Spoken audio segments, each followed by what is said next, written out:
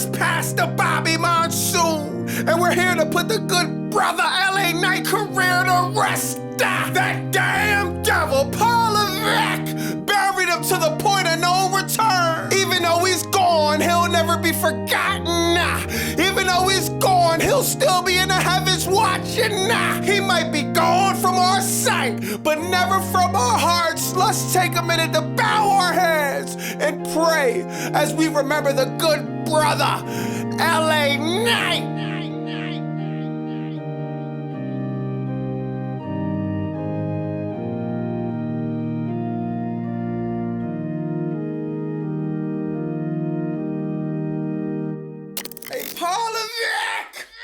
Oh my God, I hate funerals, man. I thought this dude was supposed to be the head of WWE Creative. But if you ask me, I think he's the head of WWE Cremation.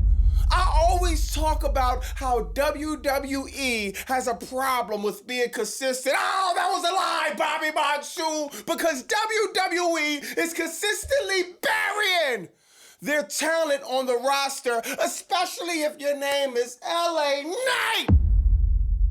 I always wondered what the LA and LA Knight stood for. Literally average, left-assed out, losing again.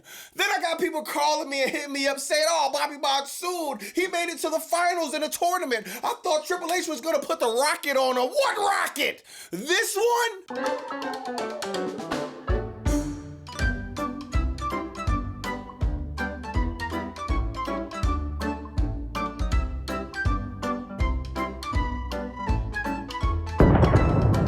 Now, LA Knight has literally lost every single opportunity that was given to him in 2025, thanks to Paul Levesque.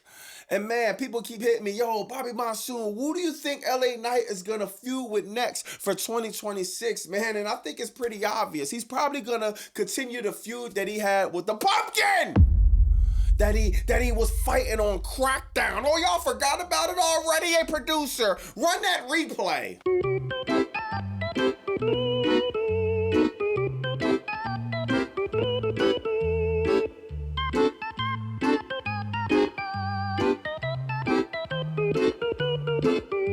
Don't miss out on the grandest stage of them all, Wrestlemania 42 in Las Vegas. Get your 2-day combo tickets on sale now. Only costing an arm, a leg, a heart, and an artery. We got the epic showdown between Brock Lesnar and his tight-ass pants inside a steel cage match. Will Brock get his revenge for the embarrassment his tight-ass jeans caused him, or will the denim strike again? Plus, we got LA Knight versus a Pumpkin in an I Quit match, settling their rivalry once and for all. Don't miss the biggest joke. I mean the biggest WrestleMania of all time, WrestleMania 42. Now I know a lot of y'all forgot about the masked man that interrupted the Survivor Series War Games main event match, and it seems like WWE forgot about it too. It was little to no mention about it on Crackdown, but this is a storyline they want us to be invested in, yeah, right. But man, I really thought it was Montez Ford. I did some deep research, and I thought I was onto something, but it seems like I'm not, man. A new video dropped, and it seems like, okay, I guess the masked man got blue eyes or whatever, dog. So I had to go back to the drawing board. Now, going back to the drawing board, I figured something out. I'm like, okay, is it Austin Theory? Is it Randy Orton? Is it Chris Jericho, man? And I got a spoiler alert. I got down to the bottom of it, y'all. Drum roll, please. I figured out who is the masked man, and it's nobody, none other than Vincent Kennedy McMahon. No chance, so that's what you got. This ad is brought to you by the Pirates in the chat. Go to BobbyMonsoon.com. Get your Ruthless Depression ad t-shirt. If you're sick of the BS in professional wrestling, if you're sick of the soulless billionaires taking advantage of the fans, show them you had enough. Go to BobbyMonsoon.com. Get the Ruthless Depression ad t-shirt. Then, now, and never again. Now, Crackdown started off with, wait. Before I start, shout out to the new subscribers, man. I had a few of y'all ask me, well, why do y'all call it Crackdown? And it's simple, because you got to be down with smoking crack to think this is a good show. Now, Crackdown started off with Drew McIntyre and Cody Rhodes. Oh, the classic click, copy, click, paste, click, copy, click, paste, click, copy, click, paste.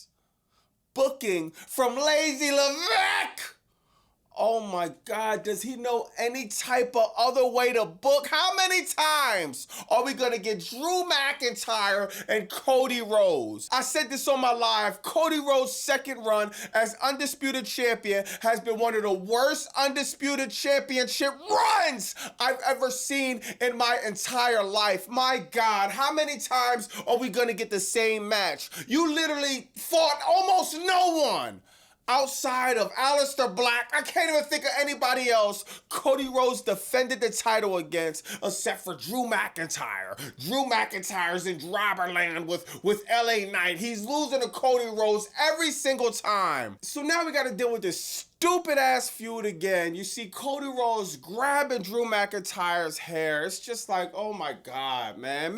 Maybe Cody Rhodes need to switch titles with Jade Cargill since you want to do all the hair grabbing. You could be the women's undisputed champion. Maybe you'll have a better title run with the women's undisputed title. Then he cuts a promo about absolutely nothing. Basically says, oh, Drew McIntyre, I want the suspended lifted. I want to fight again and again and again and again and again. We don't want to see Drew McIntyre versus Cody Rhodes. This booking sucks. Next, you got Ilya Dragunov going over Carmelo Hayes, and it's just, if I was Carmelo Hayes, I would just give up chasing the U.S. title. This dude had a 7-match series that was a classic with Andrade. Neither one of them got even close enough to sniff the title. It seems like Carmelo Hayes' whole career, 2025, been chasing after a U.S. title that he's not ever coming close to. He lost the U.S. Open Challenge to Sami Zayn. He lost the Ilya Dragunov. Dog, I would just give up at this point. Tommaso Ciampa, he winds up interfering in the match. And dog, what are we doing this for, man? Ilya Dragunov, he's having fire matches, but there's no storyline. There's no emotion to the matches. We don't care about Ilya Dragunov versus Tommaso Ciampa. Whatever his name is. Next, you got Kairi Sane versus Alexa Bliss. Alexa Bliss and Charlotte Flair would not stop doing this stupid ass best friend crap. Oh my God, dog. We're really gonna go into 2026 with this? Oh, my best friends, my bestie. This is painful. This is booked for 3 or 4-year-olds, dog. The best part about this match, we got a chance to see Lash legend Nia Jax come out. Oh, the BBWs. Nia Jax come out and attack Kairi Sane and Asuka, man. They holding up the titles, claiming they're going for the women's tag team titles. It looks cute. I like Lash Legend. I like everything she's doing. Nobody cares about the women's tag team titles. I hate to be the bearer of bad news, but absolutely no one cares. Next, you got Jade Cargill going over Alba Fire. I don't know why we're doing this match either. It's just, this whole shit be filler, dog. You got Chelsea Green getting beat up by Julia. Julia winds up popping up out of nowhere, fighting Chelsea Green. Jade Cargill goes over Alba Fire. They're both supposed to be heel. Jade Cargill has 0 baby faces on the women division to fight with. So they're just picking Alba Fire. It's just like, yo, why doesn't Chelsea Green want to fight Jade Cargill? Because Jade Cargill ruined her celebration thing. Why doesn't Chelsea Green want to get back? None of this is making any type of sense. Julia's a heel. Kiana James a heel. Alba Fire a heel. Chelsea Green's a heel. Jade Cargill's a heel. Do y'all see what I mean, dog? All heels, 0 baby faces. Lazy Levesque doesn't even bother changing any of this up. Next, you got a segment with Solo Sonoa, Bachelor, Jeff Knob, Hakuna Matata.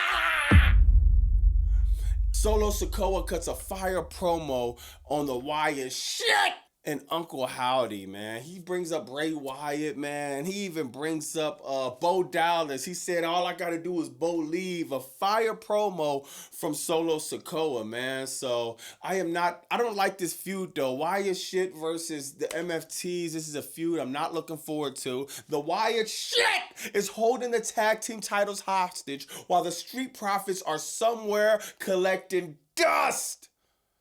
Oh my God. At this point, I just want to see the Street Profits go to AEW, be on the indies, do something other than sit back and watch a TV show that they're not even on. You got the titles on the Wyatt shit, and they're never defending it. They're barely at any of the shows. Why are the titles on a 5-man faction? God, dog, I hate WWE Tag Team title division. Both titles mean nothing, Raw or SmackDown. After that, you got LA Knight versus Gunther. Gunther comes out in his bathrobe, looks like shower curtains, and Gunther obviously wins. LA Knight taps out, tap dancing, Mr. Sammy Davis Jr. LA Knight gets buried again, unfortunately. Triple H can't read the room. He refuses to listen to any of the fans. That's why when he says, oh, we listen to the fans, we give the fans what my ass! Nobody wanted to see Gunther versus John Cena. Only you. John Cena's whole retirement tour has been a joke. John Cena has been the laughing stock of WWE of 2025. Now, this is his last year, so it doesn't erase the 24, 25-year career he had. He did have some good highlighted moments. The match he did with Cody Rhodes at SummerSlam. The match he did with AJ Styles. Him turning back babyface. He did have some highlights. But none of them highlights I feel like was Triple H booking, man. This booking has been doomed from the day he turned heel, man. Let me know in the comments what y'all think about that. Crackdown! Another underwhelming show. The funeral of LA Knight. He's completely buried. LA Knight versus a pumpkin at Wrestlemania 42 seems to be the match for LA Knight. There's no feud. There's no storyline. There's nothing compelling. There's absolutely nothing going on for LA Knight going into 2026. If I was LA Knight, I would be asking for my resignation papers immediately. And I'll take the 1-year clause. It doesn't matter, because what's worse, being on 1-year non-compete clause or competing just to get buried every single situation you're in? Let me know in the comments what you think about that. I'm gonna holler at y'all, if not sometime this weekend, sometime next week, man. It's Bobby Monsoon, 215, like, comment, subscribe. Bow!